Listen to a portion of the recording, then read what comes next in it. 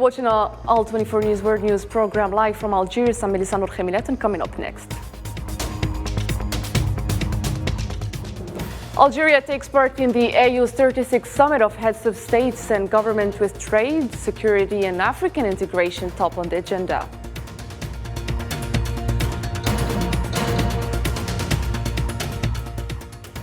Also coming up, Zionist delegations are ejected from summit as row escalates.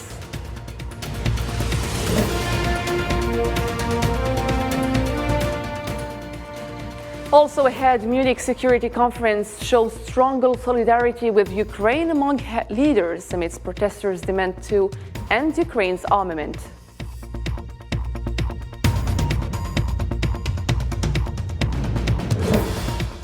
And Blinken urges stepped-up sanctions enforcement against North Korea over recent missile launch.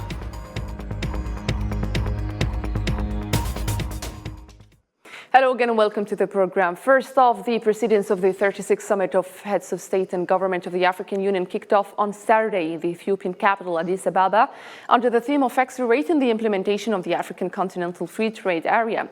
The chairperson of the African Union Commission, Moussa Faki, addressing the opening session, called on African leaders to focus on the realization of Africa's flagship aspirations, stressing that the session is convened in an international context marked by worrying uncertainties and unforeseen consequences for Africa.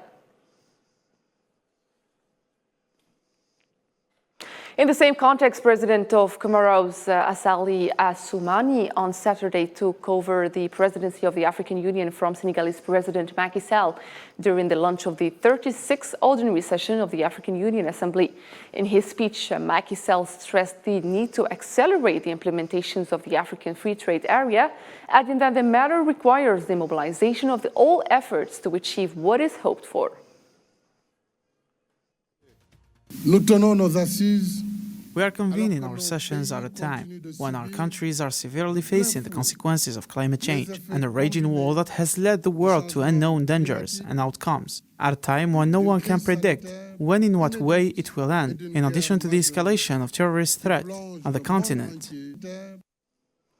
Algerian President Mr. Abdelmajid Tebboune valued the essence of continuous cooperation and prosperous coordination between the representatives of the African countries to enable the continent to gain 2 permanent seats in the Security Council and to raise its representation in the category of non-permanent seats in this council from 3 to 5 seats. Algerian Prime Minister Ayman Abdelrahman delivered a speech on the president's behalf at the meeting of the African Union Committee of 10 on the reform of the United Nations Security Council held in Addis Ababa, in which he underlined Algeria's adherence to Africa's legitimate right to access the Security Council as expressed in the Sirte Declaration. الجزائر ستظل متمسكة بالحق المشروع. Algeria will continue to adhere to the legitimate right of Africa to access the Security Council as expressed in the Sirte Declaration and agreed upon within the framework of Isolwini Consensus, and will continue to work relentlessly in order to raise the voice of the African continent and its legitimate demands, and to address the historical injustice to which the continent has been subjected. We also renew our commitment to work with African leaders of the member states of the committee to maintain the great and growing support that the African position has at the international level. Algerian President Abdelmajid Tebboune considered that the African continent's acquisition of permanent membership in the Security Council is linked to the success of intergovernmental negotiations in the United Nations General Assembly. We hope that the African group will participate in a constructive manner and side by side with all member states and interest groups in the upcoming governmental negotiations to cooperate with the countries with permanent positions in the Security Council to strengthen the unified African position, to guarantee more approach in reforming the Security Council and support its role in guaranteeing international peace and security. I want to note that Algeria will start working on representing the continent starting from next year and will work on raising its voice and demands. Algerian head of state also expressed his country's hope for the participation of the African Union with all member states and interest groups in the upcoming intergovernmental negotiations and to cooperate with the permanent members of the Security Council to mobilize support for the unified African position, stressing that Algeria will work, starting from next year, to represent the continent within the Security Council and will seek to raise the voice and demands. إن حصول القارة الإفريقية على العضوية The acquisition of the African continent to the permanent membership in the Security Council is strongly linked to the success of international governmental negotiations in the United Nations, which is considered the best and distinguished frame to negotiate the reform of the security issue. Thus, I call on all African brothers and the leaders of the member states to strengthen efforts for the upcoming negotiations to be based on the working document of 2015, which is considered a reference document that reflects the positions and propositions of nearly 120 member states in the African Union, including the unified African position. During the same occasion, the Secretary General of the Arab League, Ahmed Abul Ghait, called on all parties in Libya to overcome complications to reach a common ground and conduct elections to achieve stability that preserves a national unity and sovereignty. Let's take a listen. We call on all the Libyan parties to resort to a political solution and overcome the obstacles that prevent elections from being held, and work on reaching political stability that preserves the country's unity and sovereignty and ends the presence of militia and foreign forces, as well as strengthening dialogue with the neighboring countries.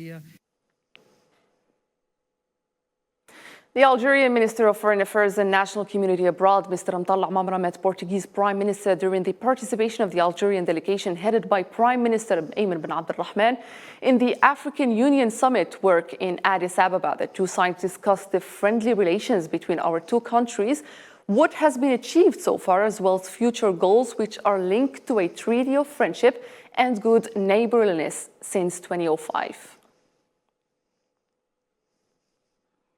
The 36th summit of the AU heads of states and governments under the new chairmanship of the African Union discusses ways and means to confront terrorism and armed conflicts and expresses its concerns about security situation in the continent. Zahra Farjani has the story.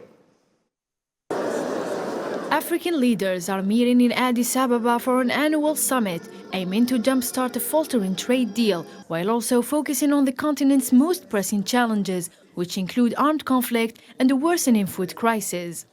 The Senegalese president, handing over the presidency of the Union to his successor, the Comoros president, called on the United Nations to finance counter-terrorism operations on the continent.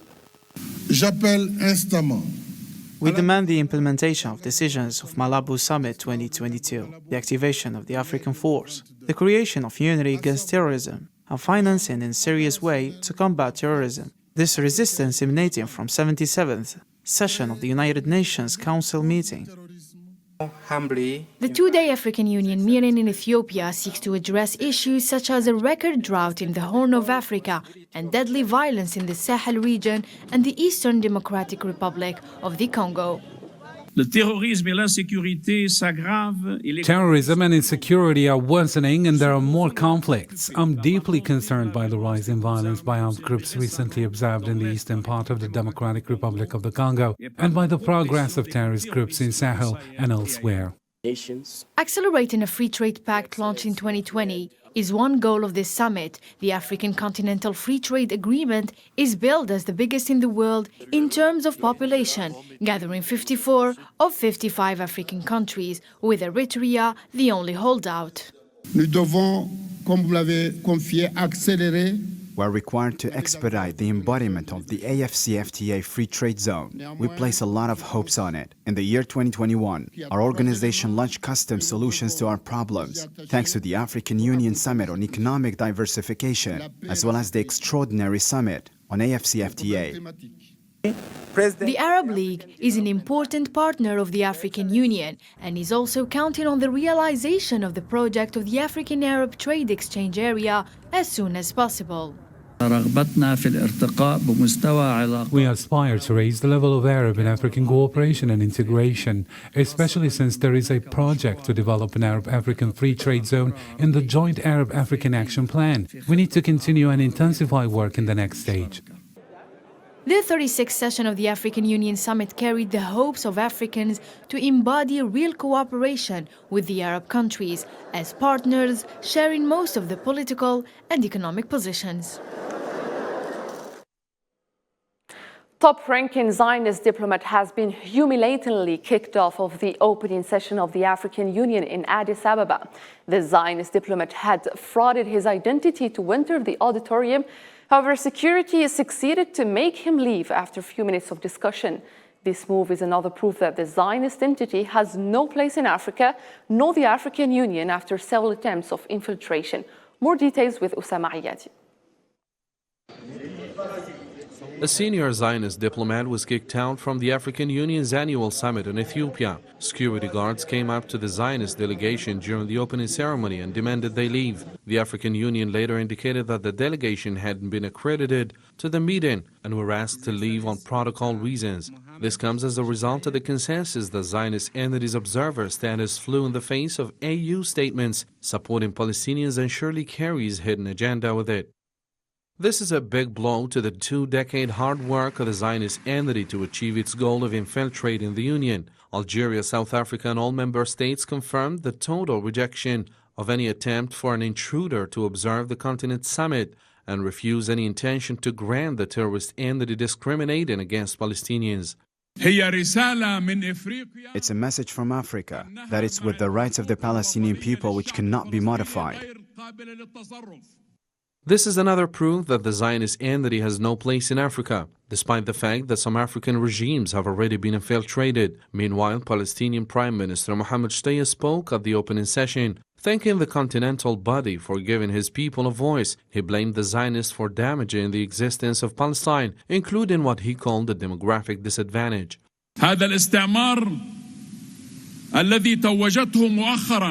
This colonialism which was crowned lately by the new Israeli government, it takes a new type of terrorism in the policy of shoot to kill and more of land confiscations and making the owners as refugees and more Israeli settlements.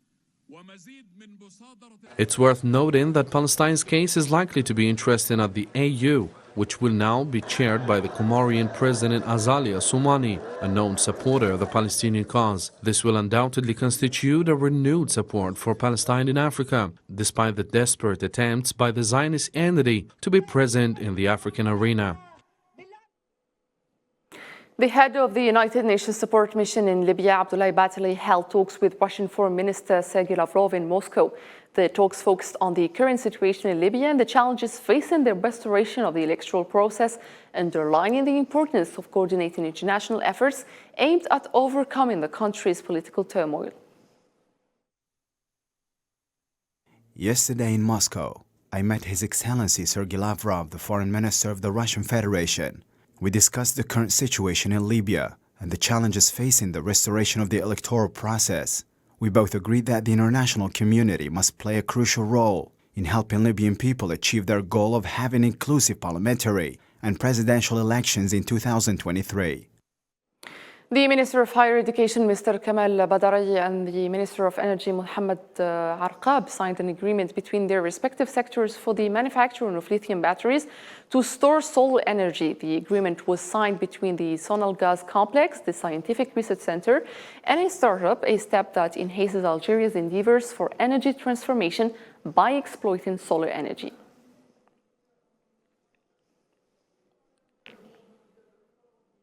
Mauritanian Energy Abdel Salam Mohammed Saleh, I say, said that Hamim gas field between Mauritania and Senegal will enter the actual production stage by the end of 2023, indicating that the field's construction phase reached 90%.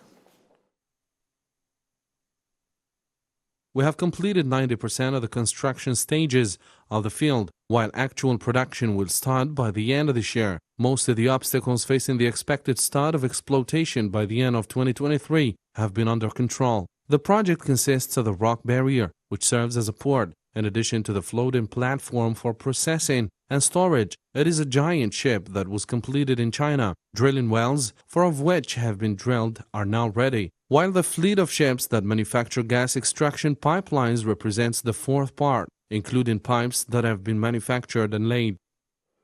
And that was the Mauritanian Energy Minister.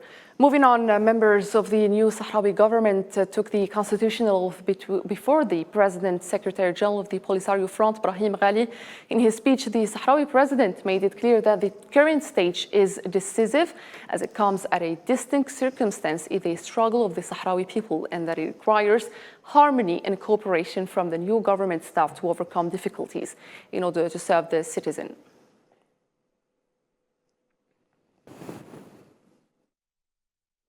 A new European blow was directed by the European Union's Foreign Policy Commissioner Josep Borrell to the Moroccan occupation in regard to the just Sahrawi cause and their attempt to demonize the Polisario Front. Borrell, refuted the Moroccan regime's lies regarding allegations of manipulation of humanitarian aid destined for Sahrawi refugees and the link between Polisario and regional terrorist groups. This comes as a response to a written question submitted by the French member of the European Parliament, Brice Hortefeux, who is known for his far-right tendencies.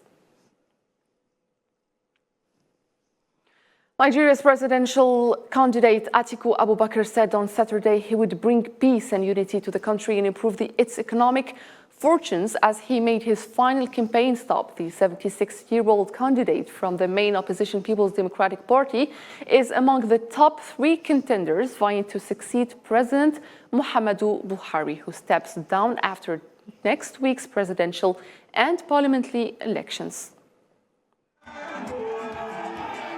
Nigerians, that we shall never disappoint you.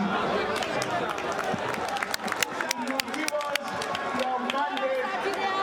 We promise to live by our promises to make sure that we have a united country, that we have a peaceful country, that we have a buoyant economy for our country, and that we have the best education for our children.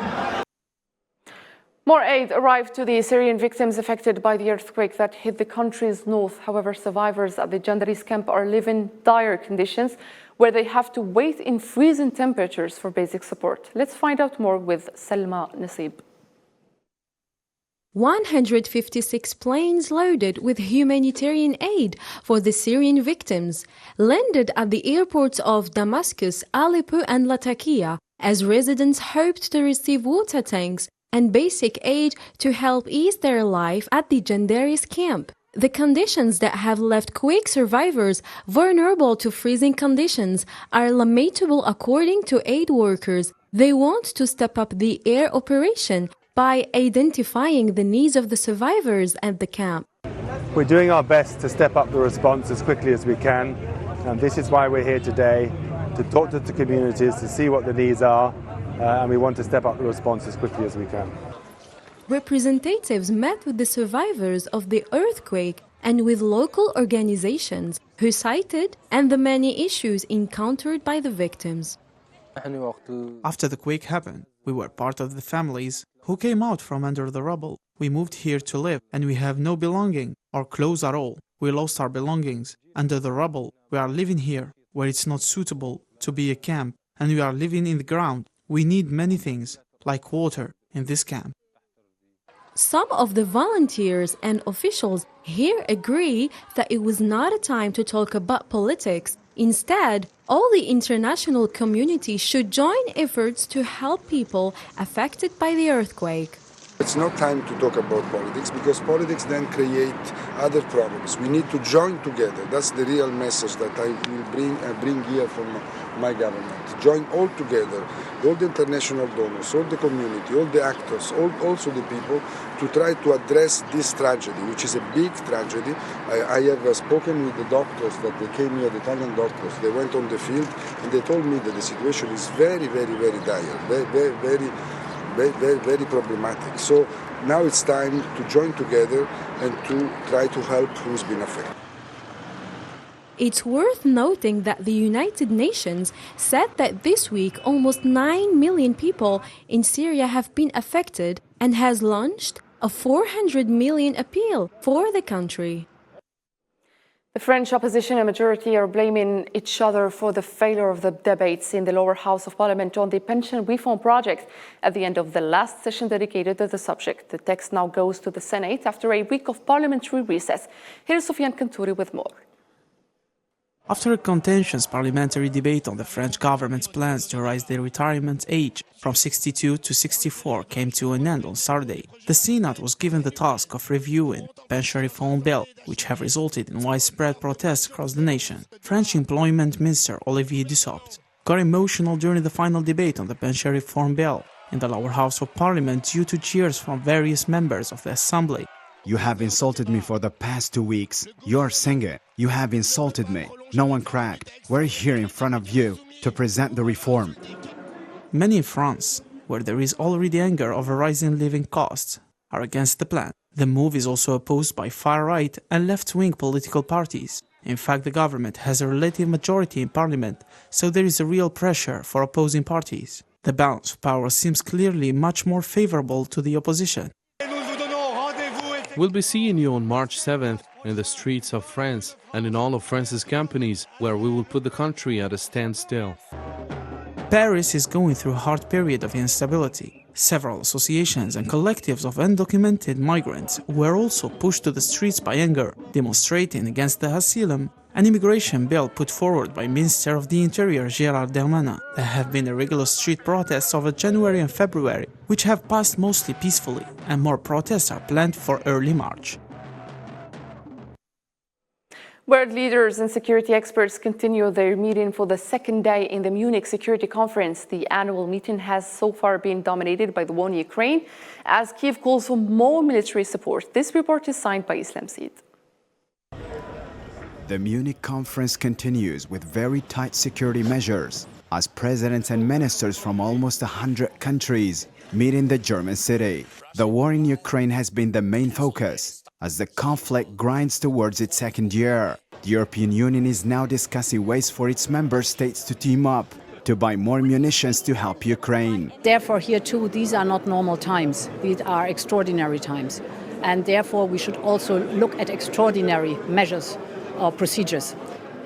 So timeline is hard to say, but speeding up means faster.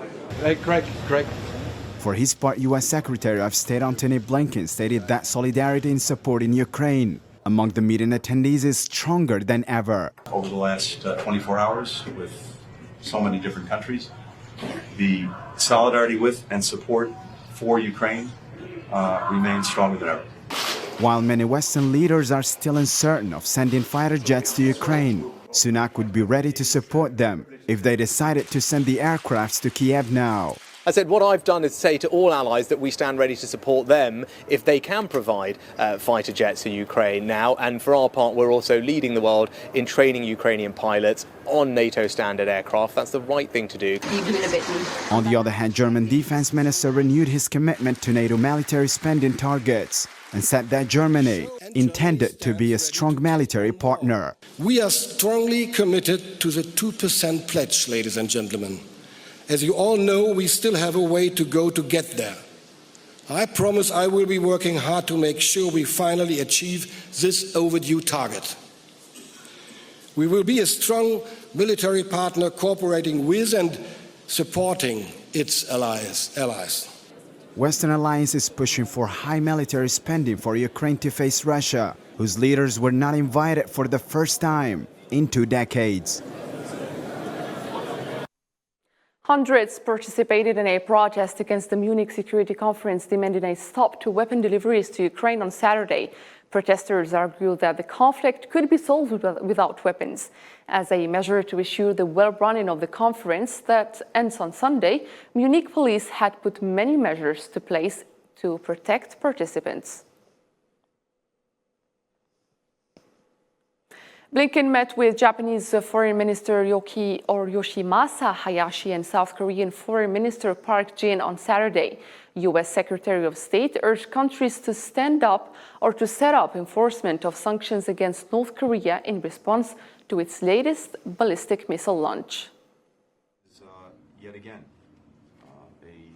I think, as you know, the DPRK once again launched a ballistic missile, this one apparently falling in the exclusive economic zone of Japan. That's happened before in recent months, but this is yet again a provocative act by North Korea in violation of multiple UN Security Council resolutions. We call on others to condemn this action, to take appropriate steps, including the effective enforcement of sanctions. And for more stories making headlines around the globe, let's follow the news in brief.